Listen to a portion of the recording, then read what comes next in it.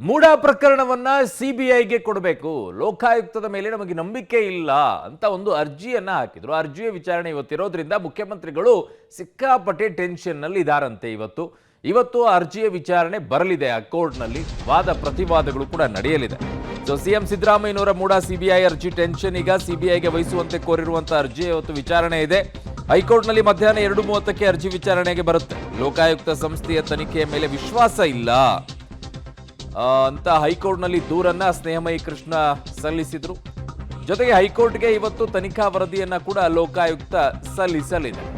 ಏನಾಗುತ್ತೆ ಈ ವಿಚಾರದಲ್ಲಿ ಅನ್ನುವಂತ ಕುತೂಹಲ ಸಾಮಾನ್ಯ ಜನರಿಗಿದ್ರೆ, ಮುಖ್ಯಮಂತ್ರಿಗಳಿಗೆ ಒಂದು ರೀತಿಯಾಗಿ ಟೆನ್ಷನ್. ಏನಪ್ಪ ಇದು ಮುಗಿತಾ ಇಲ್ಲ ರಗಳೆ ಅಂತ ಹೇಳಿ ಅವ್ರಿಗೊಂದಿಷ್ಟು ಟೆನ್ಷನ್ ಶುರುವಾಗಿದೆ. ಜೊತೆಗೆ ಅವರ ಅಭಿಮಾನಿಗಳು ಯಾರಿದ್ದಾರೆ, ಅವರ ಕಾರ್ಯಕರ್ತರು ಯಾರಿದ್ದಾರೆ, ಇಲ್ಲೇನಾದ್ರೂ ಹೆಚ್ಚು ಕಡಿಮೆ ಆಗ್ಬಿಟ್ರೆ ಹೆಂಗಪ್ಪ, ಇಲ್ಲಿಯವರೆಗೂ ಒಂದು ಒಳ್ಳೆ ಹೆಸರನ್ನು ಇಟ್ಕೊಂಡು ಬಂದಿದ್ದಾರೆ, ಆದರೆ ಈಗೇನಾದರೂ ಅದಕ್ಕೊಂದು ಕಪ್ಪು ಚುಕ್ಕೆ ಬಂದ್ಬಿಡುತ್ತಾ ಅಂತ ಅವ್ರಿಗೊಂದು ಆತಂಕ ಅವರ ಅಭಿಮಾನಿಗಳಿಗೆ, ಕಾಂಗ್ರೆಸ್ನ ಕಾರ್ಯಕರ್ತರಲ್ಲೂ ಕೂಡ ಇದೆ. ಅದರಲ್ಲೇ ಕೆಲವ್ರಿಗಿದೆ, ಆಗ್ಲಿ ಬಿಡು ನೋಡೋಣ ಮಜಾ ಅಂತ ಇನ್ನೂ ಕೆಲವರು ಇದ್ದಾರೆ ಅವ್ರದ್ದೇ ಪಕ್ಷದಲ್ಲಿ, ಹಂಗೂ ಕೂಡ ಇದ್ದಾರೆ. ಯಾಕಂದರೆ ಅವ್ರದ್ದು ಇನ್ನೊಂದು ಪಾರ್ಟು. ಸೊ ಈಗ ಸದ್ಯಕ್ಕಂತೂ ಹೈಕೋರ್ಟ್ನಲ್ಲಿ ಮಧ್ಯಾಹ್ನ 2:30ಕ್ಕೆ ಅರ್ಜಿ ವಿಚಾರಣೆಗೆ ಬರುತ್ತೆ. ಲೋಕಾಯುಕ್ತ ಸಂಸ್ಥೆಯ ತನಿಖೆಯ ಮೇಲೆ ವಿಶ್ವಾಸ ಇಲ್ಲ, ಸಿಬಿಐ ಕೊಡಬೇಕು ಅಂತ ಅರ್ಜಿಯನ್ನು ಸಲ್ಲಿಕೆ ಮಾಡಿದ್ರಲ್ಲ, ಅದರ ವಿಚಾರಣೆಗೆ ಬರಲಿದೆ. ಸೊ ಸ್ನೇಹಮಯಿ ಕೃಷ್ಣ ಅವರ ಸಲ್ಲಿಸಿದಂಥ ಅರ್ಜಿ ಏನಿದೆ ಅದರ ವಿಚಾರಣೆ ಇವತ್ತು ಮಧ್ಯಾಹ್ನ 2:30ಕ್ಕೆ ಬರುತ್ತೆ. ನೋಡೋಣ ಏನಾಗುತ್ತೆ ಅಂತೇಳಿ. ಇದನ್ನು ಯಾಕಂದರೆ ಈಗ ಇಡಿ ಕೂಡ ತನಿಖೆಯನ್ನು ಮಾಡ್ತಾ ಇದೆ, ಲೋಕಾಯುಕ್ತ ಕೂಡ ತನಿಖೆಯನ್ನು ಮಾಡ್ತಾ ಇದೆ. ಸೊ ಸಿಬಿಐಗೆ ಕೊಡೋಕ್ಕಾಗತ್ತಾ ಅಥವಾ ಇಲ್ವಾ, ಏನಾಗುತ್ತೆ ಅನ್ನೋದನ್ನು ನೋಡೋಣ.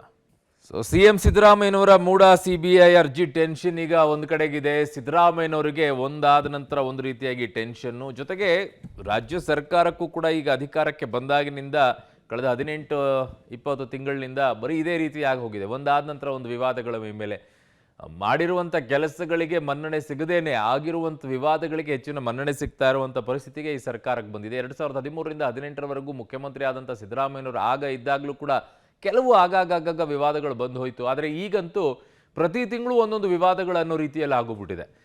ಪ್ರತಿ ತಿಂಗಳು ಒಂದೊಂದು ವಿವಾದಗಳು ಬರುತ್ತೆ. ಅದನ್ನು ಹೇಗಪ್ಪ ನಿಭಾಯಿಸೋದು ಅಂಥೇಳಿ ಅದನ್ನೇ ಬಯಸ್ತಾ ಇತ್ತಾ ಗೊತ್ತಿಲ್ಲ. ಈಗ ಇನ್ನೊಂದು ಕಡೆಗೆ ಮೂಡಾ ವಿಚಾರ ಬಹಳ ಟೆನ್ಷನ್ಲಿದೆ. ಕಾರಣ ಅವ್ರಿಗೇನೆ ಬುಡಕೆ ಬಂದಿರೋದು, ಅವರೇ ಅದರಲ್ಲಿ ಏವನ್ನಿದ್ದಾರೆ. ಆ ನಿಟ್ಟಿನಲ್ಲಿ ಈಗ ಸಿದ್ದರಾಮಯ್ಯನವರಿಗೆ ಒಂದು ಟೆನ್ಷನ್ ಇದೆ. ಅವರು ಇನ್ನೂ ವಿಚಾರಣೆ ಆಗಿಲ್ಲ, ವಿಚಾರಣೆಯನ್ನು ಮಾಡಬೇಕಾಗಿದೆ. ಇಡಿ ನೋಡಿದ್ರೆ ಅಲ್ಲಿ ಹಲವರನ್ನು ವಿಚಾರಣೆ ಮಾಡಿ ಅವರದೊಂದು ಸಾರಾಂಶಗಳನ್ನೆಲ್ಲ ಬಿಡುಗಡೆಯನ್ನು ಮಾಡಿದರು. ನನ್ನ ಸಹೋದ್ಯೋಗಿ ಈಗ ಕ್ರೈಮ್ ಬ್ಯೂರೋ ಹೆಡ್ ಆಗಿರುವಂಥ ಮುರಳೀಧರ್ ನನ್ನ ಸಂಪರ್ಕಕ್ಕೆ ಸಿಗ್ತಾ ಇದ್ದಾರೆ. ಮುರಳಿ, ಈಗ ಸಹಜವಾಗಿ ಮುಖ್ಯಮಂತ್ರಿಗಳಿಗೆ ಒಂದು ಟೆನ್ಷನ್ ಇದ್ದೇ ಇರುತ್ತೆ, ಏನು ಅಂತ ಹೇಳಿ. ಎಷ್ಟೊತ್ತಿಗೆ ವಿಚಾರಣೆ ಬರುತ್ತೆ? ಇವತ್ತು ವಾದ ಪ್ರತಿವಾದಿಗಳು ಇವತ್ತೇ ಆಗೋ ಸಾಧ್ಯತೆಗಳು, ಡಿಸಿಷನ್ ಬರೋದು ಇವತ್ತೇ ಕಡಿಮೆ ಅಂತ ಕಾಣಿಸುತ್ತೆ ಅಲ್ವಾ ಮುರಳಿ? ಅರುಣ, ಇವತ್ತು ಆದೇಶವನ್ನ ನಿರೀಕ್ಷೆ ಮಾಡುವಂತ ಸಾಧ್ಯತೆಗಳು ತೀರಾ ಕಡಿಮೆ ಇರುವಂತದ್ದು. ಆದೇಶವನ್ನ ನಿರೀಕ್ಷೆ ಮಾಡ್ಲಿಕ್ಕೆ ಸಾಧ್ಯ ಇಲ್ಲ. ಆದ್ರೆ ಮಧ್ಯಂತರ ಆದೇಶ ಯಾವ್ದಾದ್ರು ಬರುವಂತ ಸಾಧ್ಯತೆಗಳಿದೆ ಅನ್ನೋದ್ರ ಬಗ್ಗೆ ಅರ್ಜಿದಾರರು ಇರ್ಬೋದು ಮತ್ತು ಪಿಟಿಷನ್ ಇರ್ಬೋದು, ಇಬ್ರು ಕೂಡ ಒಂದಷ್ಟು ವಿಚಾರಗಳಿಗೆ ಸಂಬಂಧಪಟ್ಟಂತೆ ಒಂದಷ್ಟು ನಿರೀಕ್ಷೆಗಳನ್ನ ಇಟ್ಕೊಂಡಿದ್ದಾರೆ.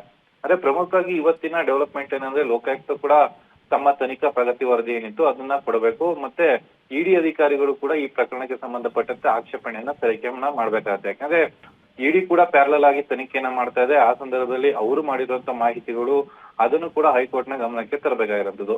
ಎರಡು ವಾದ ಪ್ರತಿವಾದ ಎರಡನ್ನೂ ಆಲಿಸಿದ ಬಳಿಕ ಹೈಕೋರ್ಟ್ ಯಾವ ತೀರ್ಮಾನಕ್ಕೆ ಬರುತ್ತೆ ಅನ್ನೋದ್ರ ಬಗ್ಗೆ ಸಾಕಷ್ಟು ಕುತೂಹಲ ಇದೆ. ಯಾಕಂದ್ರೆ ನಾಳೆ ಒಂದೇ ದಿನ ಮತ್ತೆ ಕೋರ್ಟಿನ ಕಲಾಪಗಳಿರುವಂತದ್ದು. ಅದಾದ ಬಳಿಕ ಜನವರಿ ಮೊದಲನೇ ವಾರದ ತನಕ ಕೂಡ ವೆಕೇಶನ್ ಇರುವಂತದ್ದು. ಅಂದ್ರೆ ಕೋರ್ಟ್ ನಲ್ಲಿ ರಜಾ ಇದೆ. ಆ ಹಿನ್ನೆಲೆಯಲ್ಲಿ ಅಲ್ಲಿಯ ತನಕನೂ ಕೂಡ ಕಾಯ್ದು ನೋಡ್ತಾರ ಅಥವಾ ಅದಕ್ಕೇನಾದ್ರೂ ಮಧ್ಯಂತರ ಆದೇಶವನ್ನ ಕೊಡ್ತಾರ ಅನ್ನೋದ್ರ ಬಗ್ಗೆ ಸಾಕಷ್ಟು ಕುತೂಹಲ ಇದೆ. ಈ ಮೂಲಕ ಸಿಎಂ ಅವ್ರಿಗೆ ಒಂದು ರೀತಿಯ ಟೆನ್ಷನ್ ಆಗಿರುವಂತದ್ದು. ಅಂದ್ರೆ ಲೋಕಾಯುಕ್ತ ತನಿಖೆಗೆ ಏನಾದ್ರು ತಡೆಯನ್ನ ಕೊಡುವಂತದ್ದು ಅಥವಾ ಫೈನಲ್ ರಿಪೋರ್ಟ್ ಅನ್ನ ಕೊಡಲಿಕ್ಕೆ ಅಡ್ಡಿಯನ್ನ ಮಾಡುವಂತದ್ದು, ಈ ರೀತಿಯ ವಿಚಾರಗಳು ಕೂಡ ಸಾಕಷ್ಟು ಪ್ರಶ್ನಾರ್ಹವಾಗಿ ಉಳ್ಕೊಂಡಿರುವಂತದ್ದು. ಆ ಹಿನ್ನೆಲೆಯಲ್ಲಿ ಸಿಎಂಗೆ ಸಾಮಾನ್ಯವಾಗಿ ಈ ಟೆನ್ಷನ್ ಇದ್ದೇ ಇರುವಂತದ್ದು. ಅರುಣ್. ಓಕೆ ಮುರಳೀಧರ್, ನಿಮ್ಮೆಲ್ಲ ಮಾಹಿತಿಗೆ ಧನ್ಯವಾದಗಳು.